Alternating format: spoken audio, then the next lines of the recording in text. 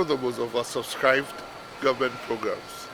Between 2013 and 2016, an average of 100,000 students got admitted to secondary school but could not go.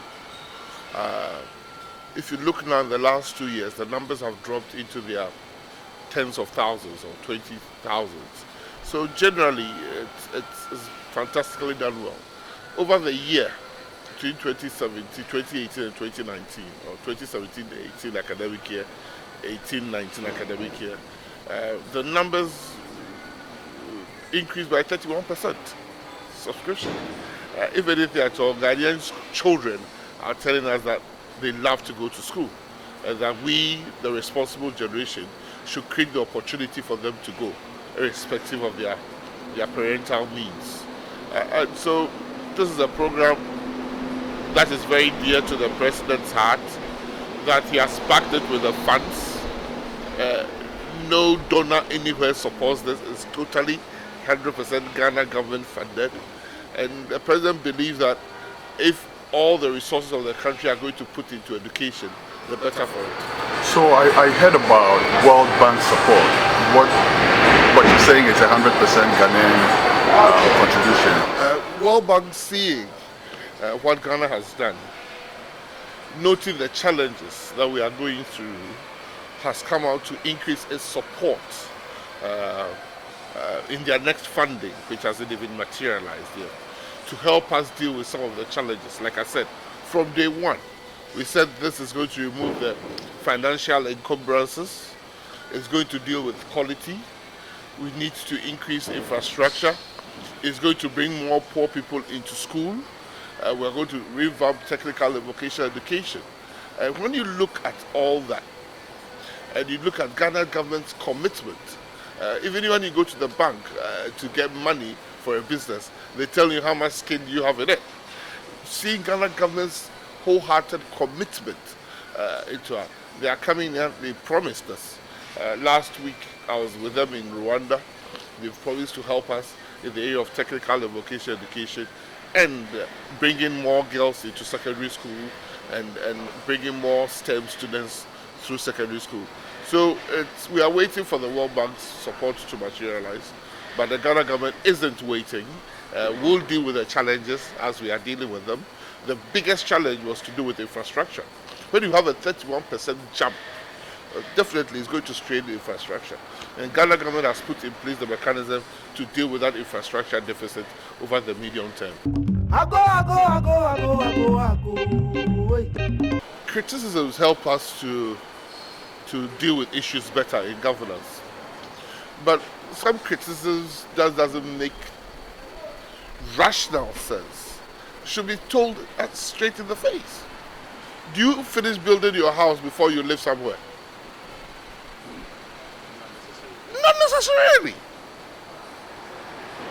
Not necessarily. You finish all your family before you take them to school? No. So I don't understand. Have we ever finished building all infrastructure in Ghana since independence? When Kwame Nkrumah started free school in the north, had he finished building all the infrastructure there?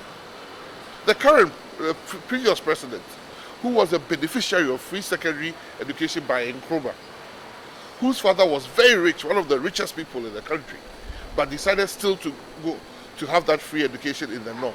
Had they finished building all infrastructure in the north before he went? We are getting confused. There's feeding in basic schools and there's feeding in secondary schools. So I don't know which one you are concerned. When you look at the social media, the pictures we find happen to be some of the issues in the basic schools, which are not necessarily being done by the Ministry of Education itself. So I have to put it into context. But this is what is happening to feeding. It is not the government that decided what we feed the kids. It's the National Association of Domestic Matrons and Domestic Bearers. Under the Ghana Education Service. They've met, they've looked at the whole country, foodstuffs that are available in the different localities, and have come up with a menu plan for the whole country, in the northern belt, the middle belt, and the southern belt. Based upon the fees the GES is charging, what food we should feed the kids, breakfast, lunch, supper. It is not government. Okay, so basically that's not part of the free SHS. It is free. What I'm saying is that they have looked at the school fees. They have looked at, yes, the government is paying. They have looked at the feeding component of the school fees. And they've come up with a menu plan for the northern belt, middle belt, and southern belt. And government is paying. So if an errant domestic worker or an errant headmaster does something, it is not attributable to government. In fact, the biggest problem the last time we met them was that the food stuff that buffer stock is supplying is more than necessary. That is what is encouraging pilfering. So it is not. And even the feeding, there's a component that the schools themselves, perishable foods, that the schools themselves go and buy. It's not government. Government doesn't buy any food for anybody. So when people say some schools, yes, but in a house, would one boy be naughty? Does it mean the whole family is naughty? We have 700 secondary schools. So if a few complain about the food, does it represent the whole?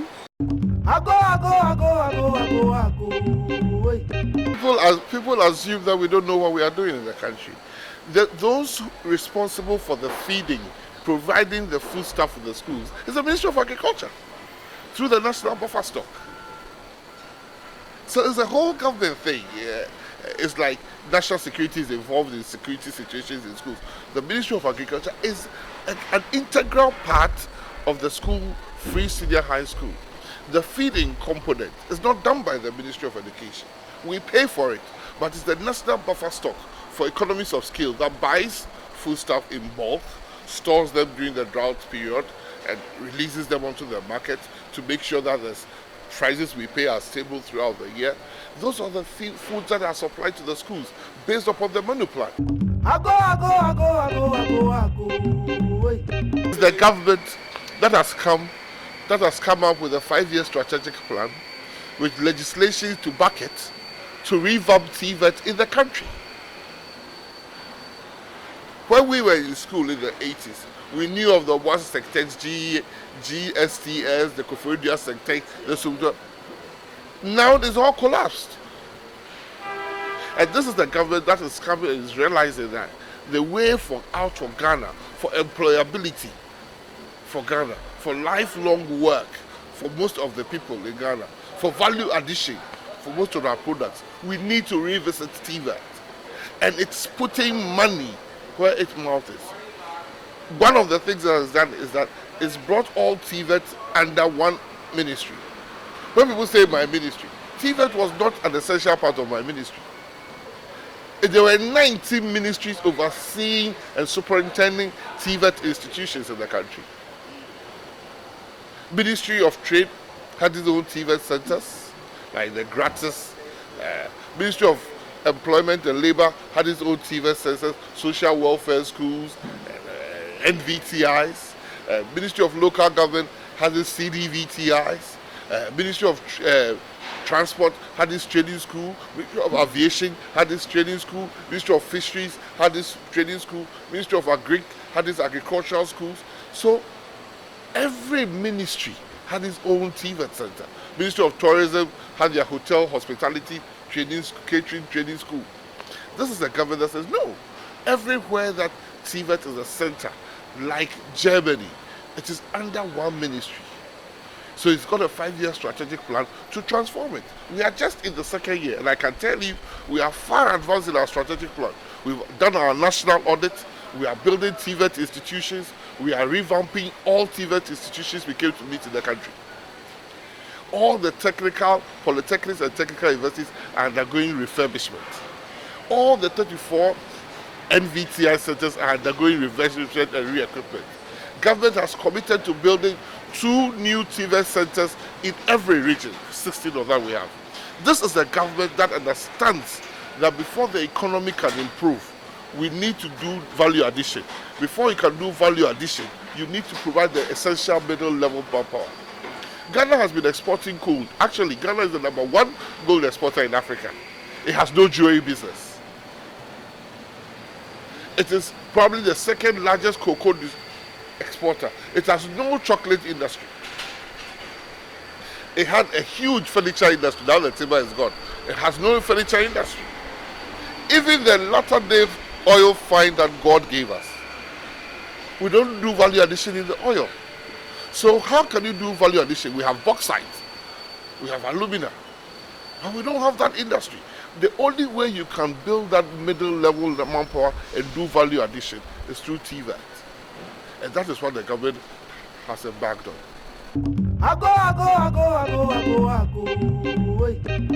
If you want to affect education, I'll give you some statistics. Education for all was a world goal, 2020.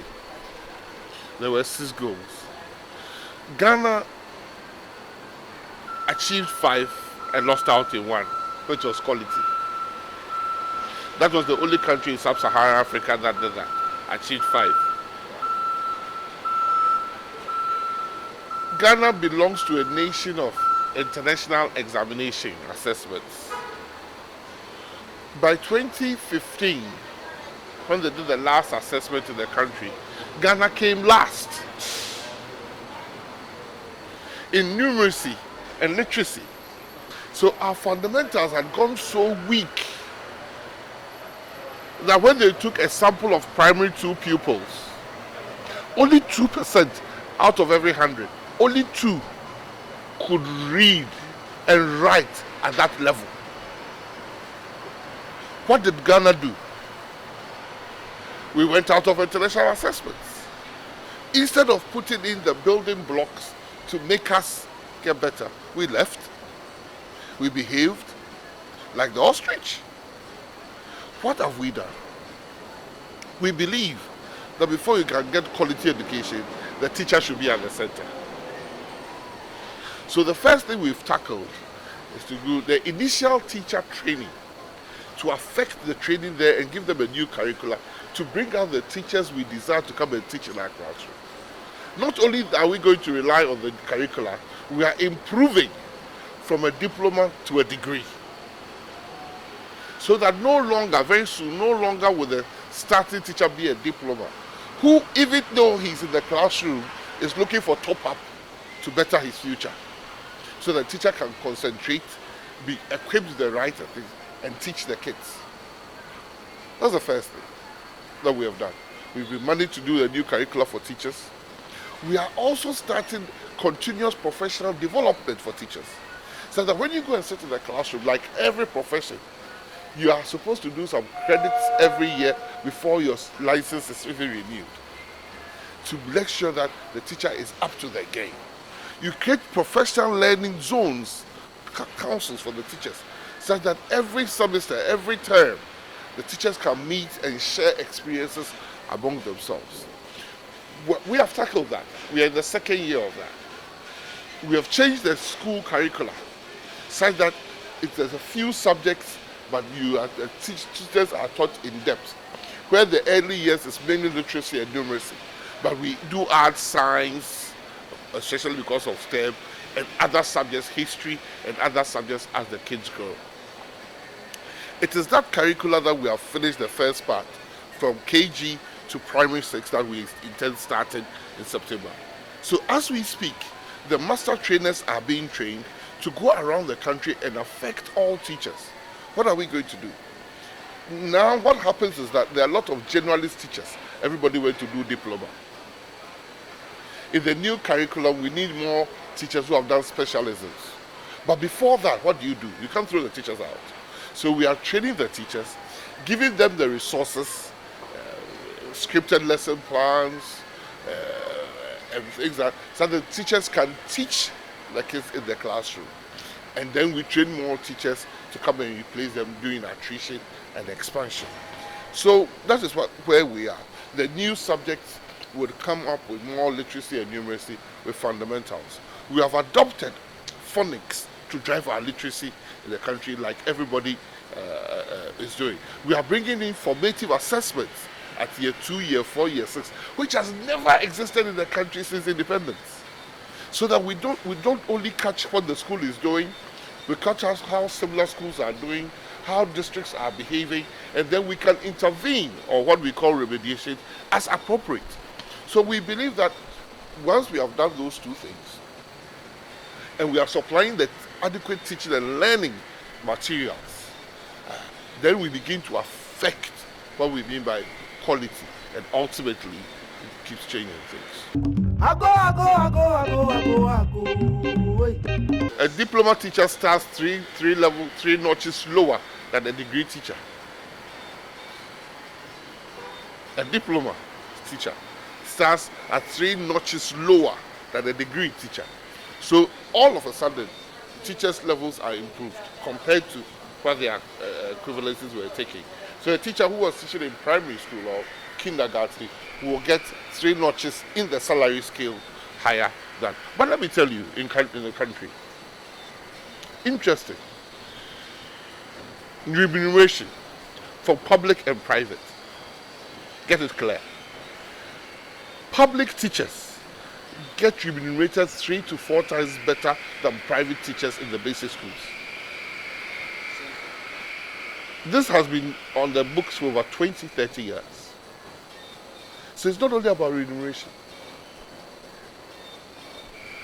It's clear in Ghana that when we start recruitment, the number of teachers who want to move from the private sector to the public sector is unbelievable. The second thing is that public school teachers are better qualified than private school teachers in the basic education. So if you have these two, what accounts for the disastrous results in public system? We went into one community, Ada, schools almost next to each other, one private, one public. The private school was paying 250 cedis per month to its private teachers. The public was paying over 1,000.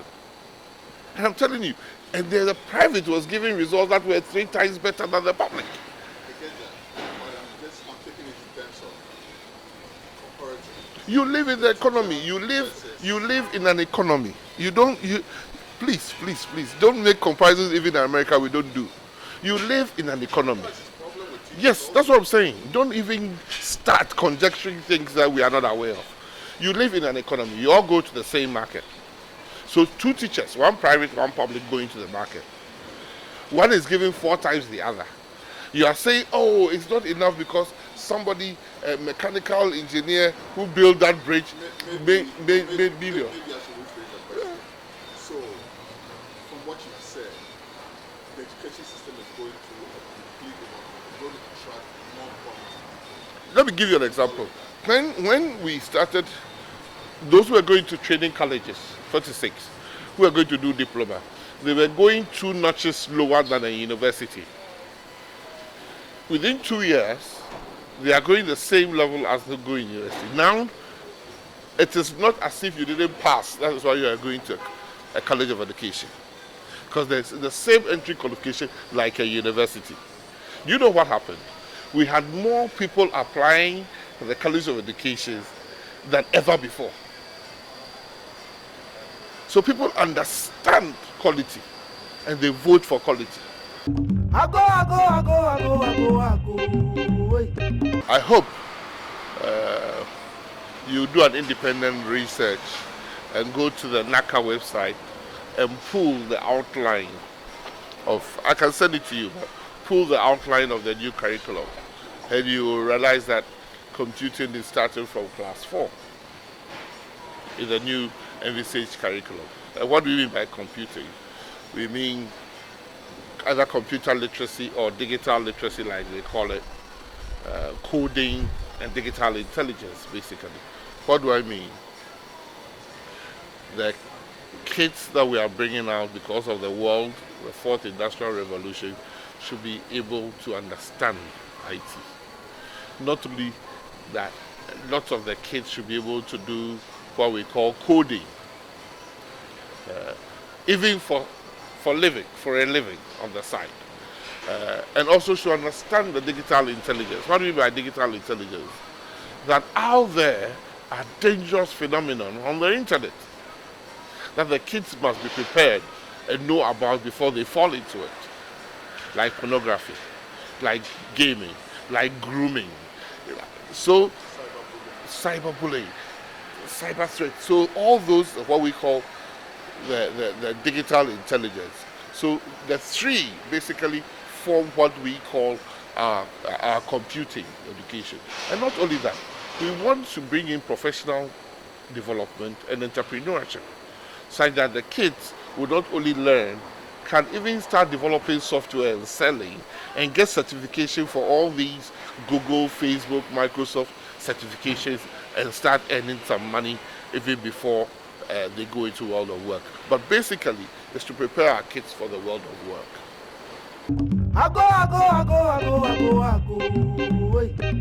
This sensationalism that some people also, part of it fake, that people use social media for.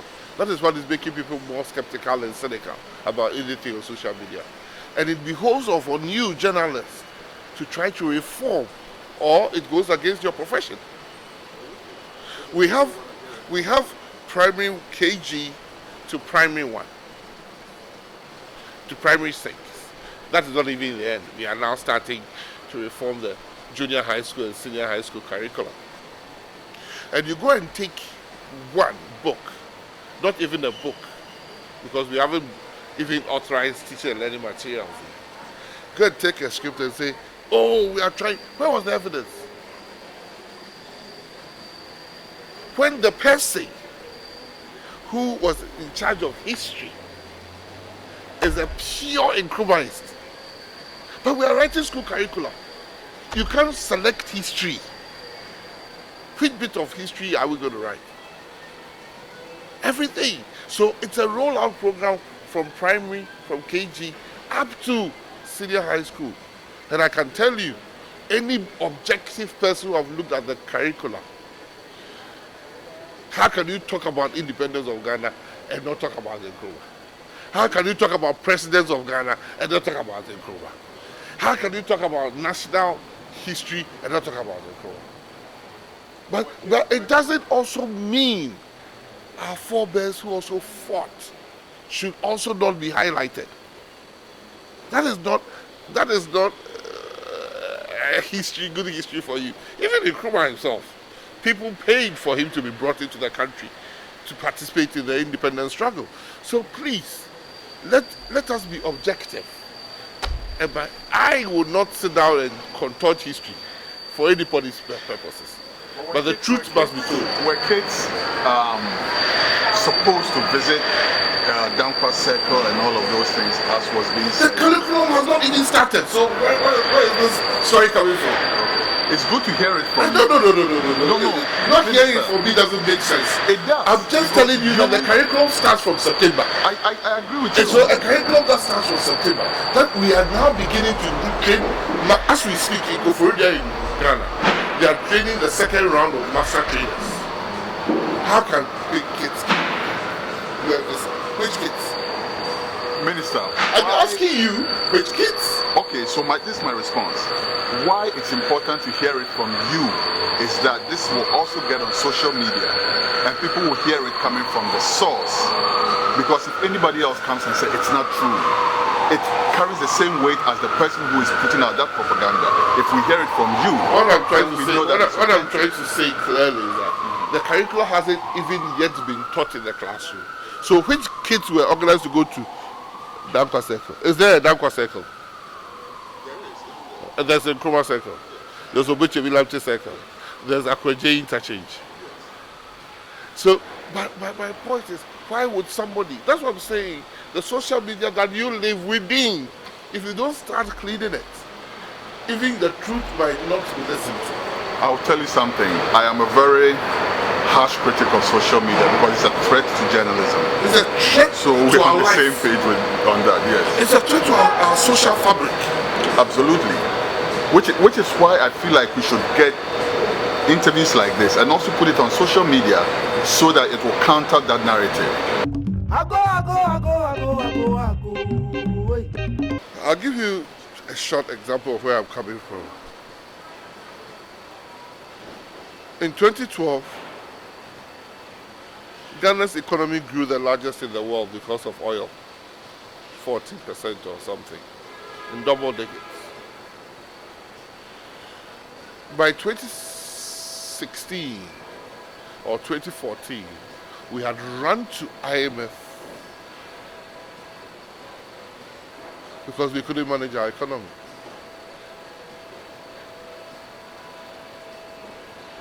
For credibility, we had run to IMF. We had gone begging them to come and manage our economy for us. I should tell you, in the last 3 years, Ghana's economy in 2017 was the largest, grew the largest in the world. In 2019, it's again being forecasted to grow the largest in the world. What we are doing in education can only occur in a growing economy. Because the previous government tells us they started progressive free education. For 2 years, they couldn't pay for it. They couldn't pay for social interventions in schools. They couldn't pay for schools of the handicapped. They had bought buses for schools they couldn't pay for. They had bought textbooks they couldn't pay for. So the debt situation, they had cancelled teacher training allowances.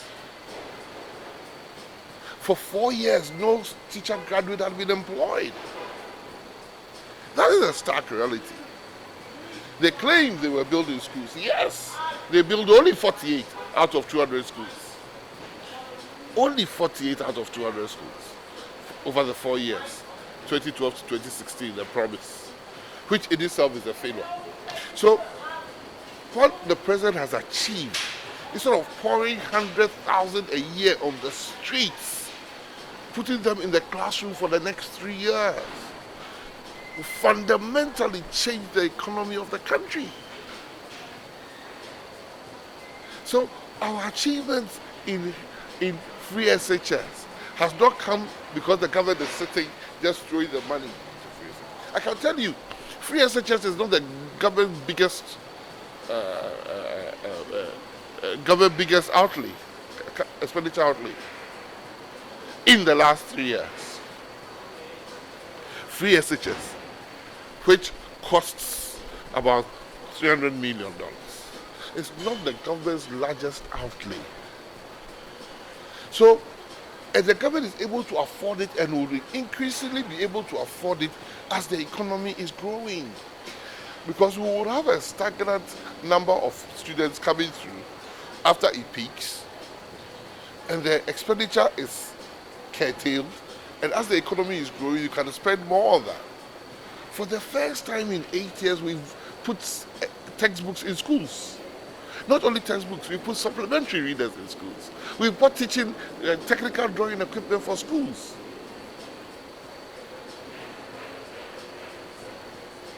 The criticism of free SHS is because we have allowed poor people to go to the schools.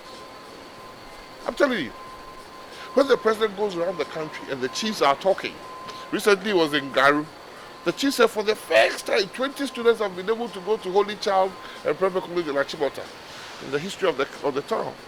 And that is the middle voices crying because they want only their children to go to the best schools. But the country is not built on only the rich. Because the person who is going to take Ghana out of its economic doldrums probably is somewhere in the north yet to be discovered. So this free SHS is an opportunity maker, is a leveler of the country. It's in their own self-interest, even for those who think they are rich. Because if you are the only rich man in society, all the thieves come to your house. Because they have nowhere else to go. So what the president has achieved economically is what is showing bearing fruits in free SHS, not the other way around. I go. Let the people define it. What they mean, but you see, when people talk like that, then some of us get too passionate.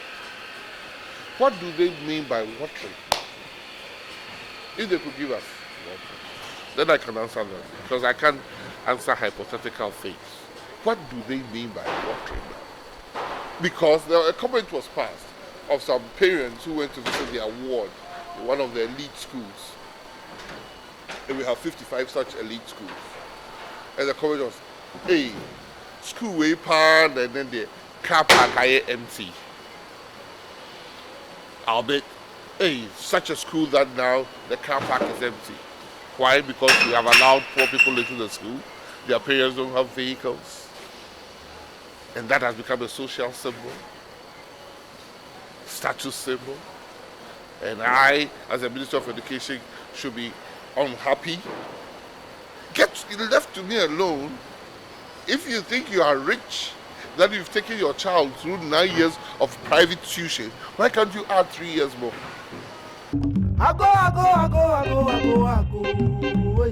A curriculum that was supposed to be 9 terms was being done virtually in 6 terms. For the poor, it had unusually a bad effect. What Free SHS has done is to restore. When me and you went to secondary school, we went 3 days before the seniors came. Now, for the first time in 10 years, Free SHS restored going to school the same day by use of technology. When we also went back to WAEC and told WAEC that you are writing the exams for us. We pay you to set the questions for us. When you have a 9-term calendar syllabus and you start your exams second term, what does that mean? It means the children don't finish. Lo and behold, when we were doing O-level and A-level, it was May, June. We've restored it to give the kids more time, contact time with their books. So a lot of things are being done to ensure quality. Like I said, if for 10 years you never bought books and the government has come and has supplied core textbook to every student, has supplied a revision maths book because we are particularly bad at math to every student, is supplying question and answer, question and answer with chief examiner's report to every student, so that whether there's a teacher or not, the student can do student-centered learning. You don't say that is the government not improving quality, because quality has a lot of dimensions. It's the teacher, it's the parent, it's the student, and it's the resources. So if government provides the resources, takes off the financial and co-grants, provides the teacher learning materials, pays for the teacher in the school for you, the student, you also have a role to play. You have to have an ambition, you have to have an aspiration. Your parents have a role to play. It's becoming as if people think that once they drop their children in school, that's it. And that is a wrong notion.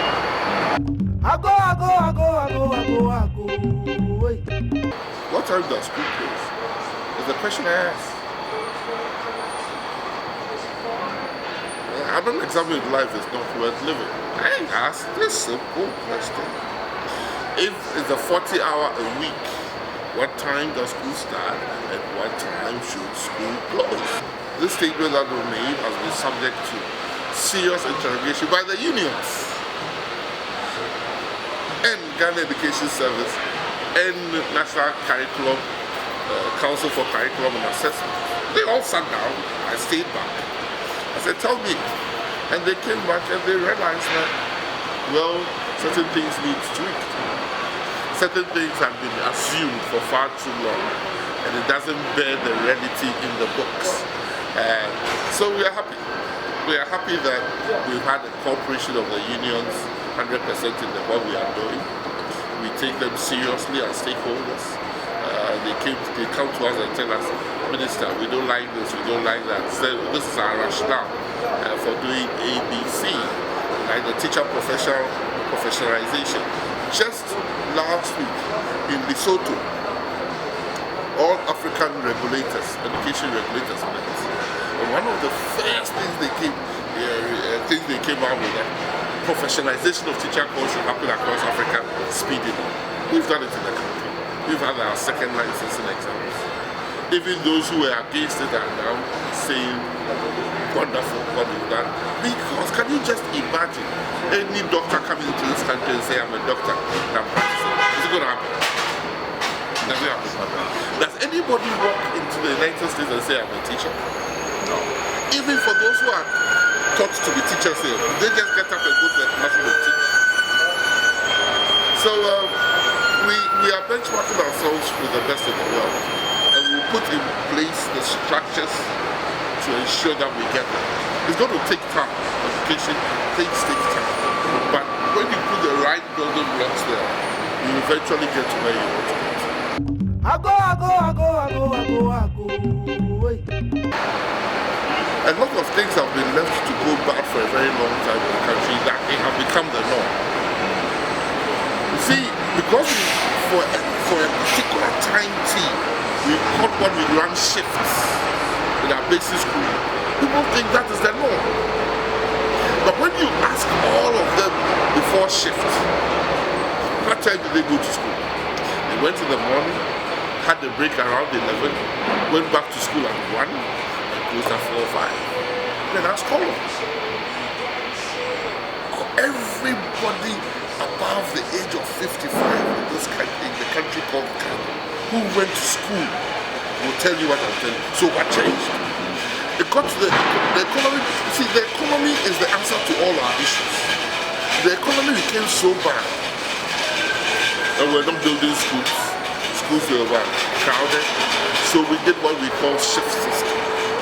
And that shift system meant that the class was divided into two.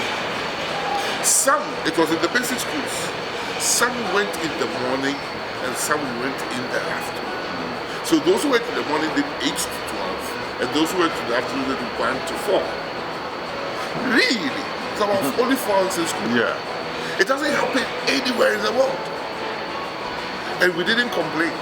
We sort of, we don't realize that it also contributed to where standards are in the country now.